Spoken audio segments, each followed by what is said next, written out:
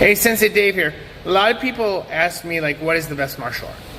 And that depends on several factors on, like, what you're looking to get out of a martial art program.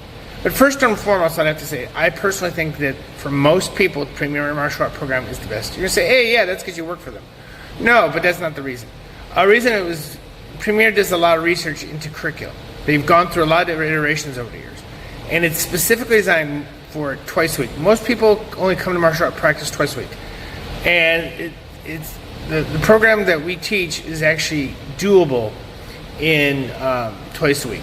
So you would actually not fall behind. Like, some people take more, like, I love Brazilian Jiu-Jitsu, and a lot of people only do it twice a week. It's just really hard to get good only doing it twice a week.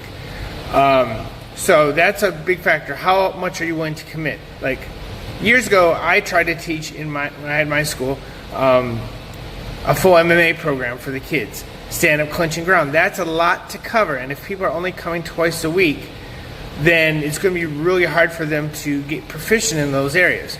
You're going to be weak in all of them. So that's something you need to look at, is how much are you willing to commit. Stylistically, there's a lot of styles that I think are crap, personally. But more importantly is training methodology. At some point, do you pressure test what you're learning? Is what you learn in compliant drills, are you able to pull them off in pressure testing, like sparring, attacker-defender drills that are unscripted, where you actually literally get to pressure test them? And if the answer is no, then you need to go now to find another school. Now, I might do another video, and I've done this before on, like, my YouTube channel, that on arts I think that are worthwhile and worth not. But for the most part, you've got to find something you enjoy training in. But for the most part, that's the other thing besides how Premier's curriculum is designed. The arts, I truly believe you need to have a stand-up, a clinch, and a ground element. Clinch being grappling range. People are grabbing you, you're grabbing them. You need to be proficient in that range. You need to be proficient in hitting people. You need to be proficient on grappling on the ground, at least being able to get to your feet.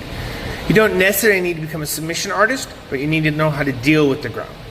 So that's why, in an ideal world, I would say that.